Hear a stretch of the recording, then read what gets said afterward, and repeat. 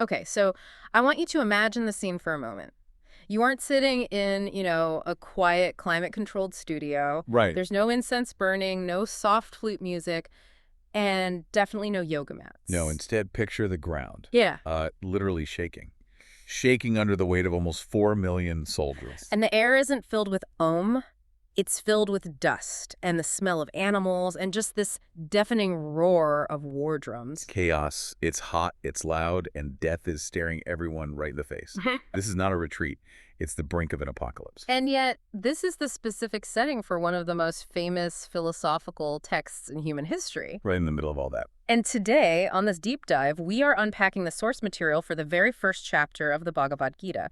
But if you're expecting, immediate wisdom from Krishna, You might be surprised where we start, because before you get to the wisdom, you have to go through the breakdown. to break down.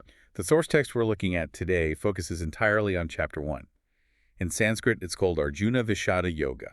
Which translates to the yoga of Arjuna's despondency. Despondency is a polite word for it. It's really about despair, a total psychological collapse. And that title always struck me as a paradox. We think of yoga as balance, union, strength. Right? How can a mental breakdown be a yoga? We'll get to that. Our mission here is to figure out why Arjuna, a legendary warrior, the best archer of his time, just falls apart moments before the biggest fight of his life. It's a fascinating case study. The source material treats it less like a myth and more like a map of the human mind under extreme pressure. It really forces you to ask a tough question. When we back away from a hard choice, are we actually being moral? Or are we just building a really smart-sounding argument to hide our own fear? That's the tension of chapter 1. So let's get into it. The whole thing starts with the very first verse. We're not even on the battlefield yet. No, we're in a palace with King Dhritarashtra. He's the father of the Kauravas, the bad guys of the story. And he's blind, sitting far from the action, and he asks his advisor Sanjaya for an update. Exactly. Sanjaya has this special sort of remote vision to see the battle. And the king asks him, "What did my people and the sons of Pandu do?" Which sounds like a normal question. How's the war going? It sounds normal, but the commentary flags this immediately. The devil's in the details. He uses the Sanskrit word mamaka, my people, and contrasts it with the sons of Pandu. But they're family, cousins. They're one family, they're raised together, but the king draws this hard line, mine versus theirs. The analysis suggests this is the root cause of the whole war. He's physically blind, sure, but that word shows he's spiritually blind too. He's lost in his own attachment. There's another detail in that first verse. He calls the battlefield Dharma Kshetra, the field of righteousness. Yes. Why would a corrupt king care about righteousness? That's the brilliant part. The source suggests he's actually paranoid about the real estate. Kurukshetra is a real holy pilgrimage site. So he's worried about the holy vibes of the place? That's a great way to put it. He's literally thinking, this is the land of Dharma. What if the influence of this holy ground affects my sons? What if they suddenly grow a conscience and, give up the fight? Wait, he's their father. Shouldn't he want that? You'd think so. But he wants the kingdom for his sons more than he wants their redemption.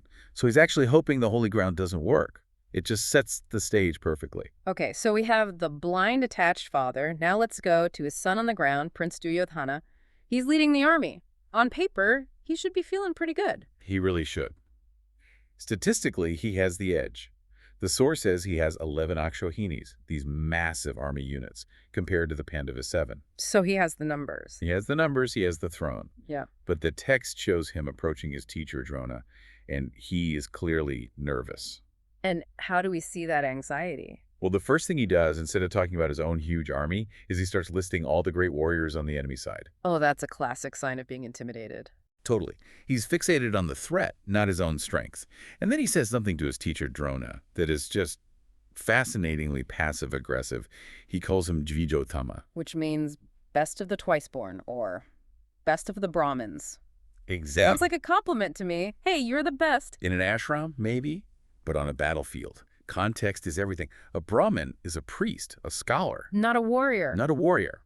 So by calling him that right before a battle, Duryodhana is taking a subtle jab. He's implying, I know you're a priest, and I know you have a soft spot for my enemy, Arjuna, so don't get sentimental on me. I need a general, not a school teacher. That's a bold move. It is, but it just masks his own inner fear. The source highlights this. He talks big, but he's so insecure he has to micromanage his top general. He knows deep down he's on the wrong side. So you have this nervous leader, and his grandfather, the great Bhishma, he sees this panic setting in. Right, he sees Duryodhana sweating and decides he needs to shift the energy. So he makes a big noise. A very big noise. He lets out a roar like a lion and blows his conch shell. And that just triggers this eruption from the Kaurava side. Drums, horns. Yeah. The text calls it a tumultuous uproar. Yeah. It's meant to be pure intimidation. Brute force. Just raw power. Yeah.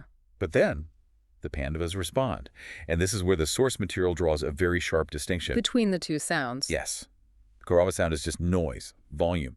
But when the Pandavas respond, we get specifics. We get names. Yeah. Krishna blows his conch, Panchajanya. Arjuna blows Devadatta. Why do the names matter? It implies they're more than just instruments. They're divine. They have a history. And the impact is totally different. The text says the Kaurava sound was just loud, but the sound of the Pandava Kanchis shattered the hearts of their enemies. Shattered the hearts. That's so specific. It's not just about volume. It's about a spiritual power that shakes their confidence to the core. And we get a visual detail, too. Arjuna's chariot flag has the image of Hanuman on it. Hanuman, the monkey god. A symbol of strength and devotion against impossible odds. It's a sign that Arjuna isn't alone. He has divine backup. So at this point, Arjuna seems fine. He's got the magic conch, the monkey god flag, Krishna as his driver. He seems ready to go. He's more than ready. He's a little cocky, even. He gives an order to Krishna. He says, place my chariot in the middle. Sinayura Upayar Madhi. Right between the two armies. He wants a front row seat. He says he wants to look over the opposition, see who is foolish enough to challenge him. He's posturing. But Krishna does something here that changes everything. This is the turning point.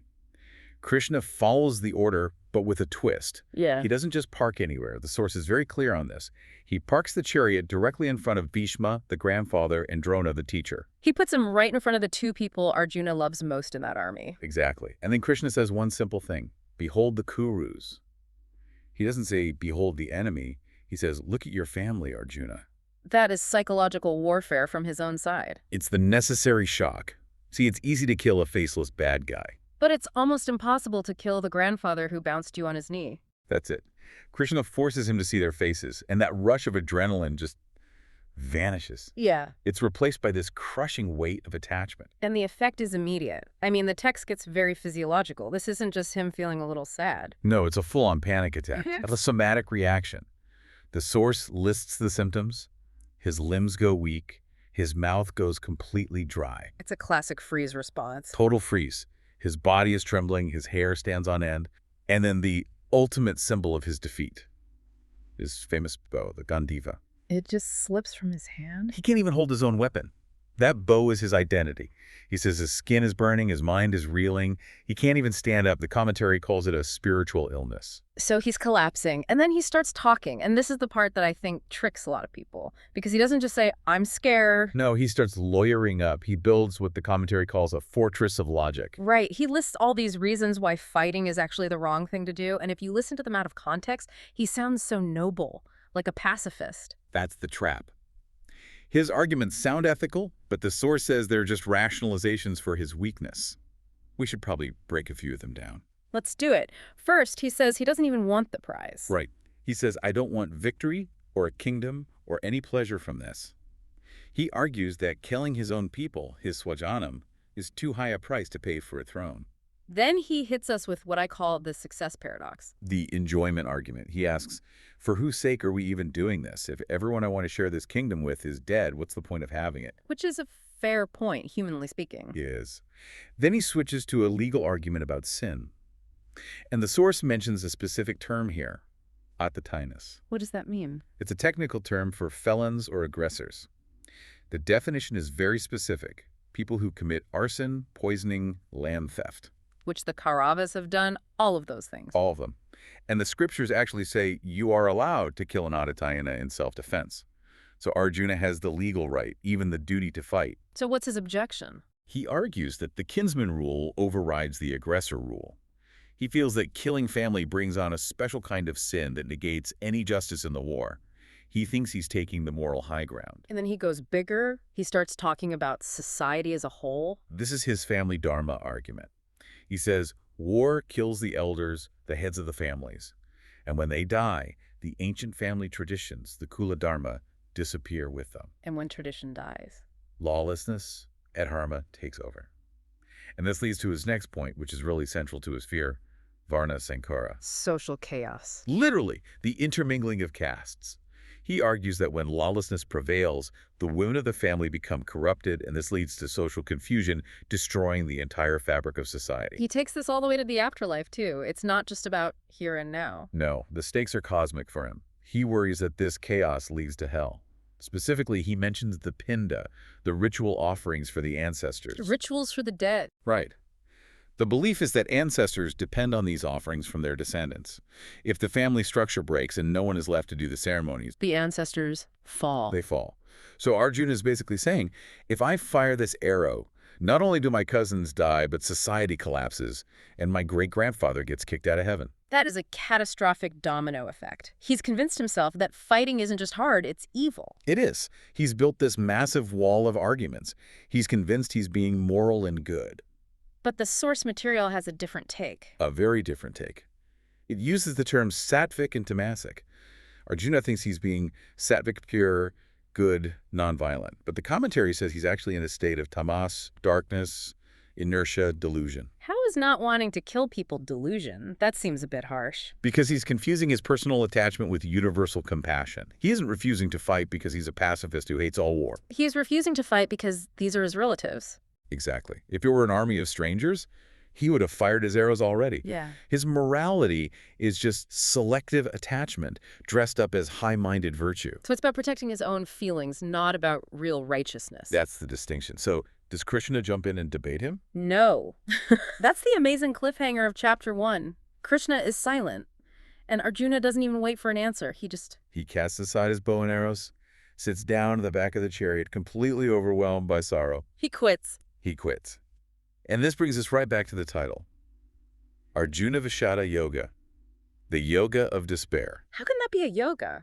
Because, as the source material explains, hitting rock bottom is absolutely necessary for the wisdom that's about to come. How so? Well, think about it. If Arjuna was still standing there, chest puffed out, sure he knew it was right. He wouldn't listen.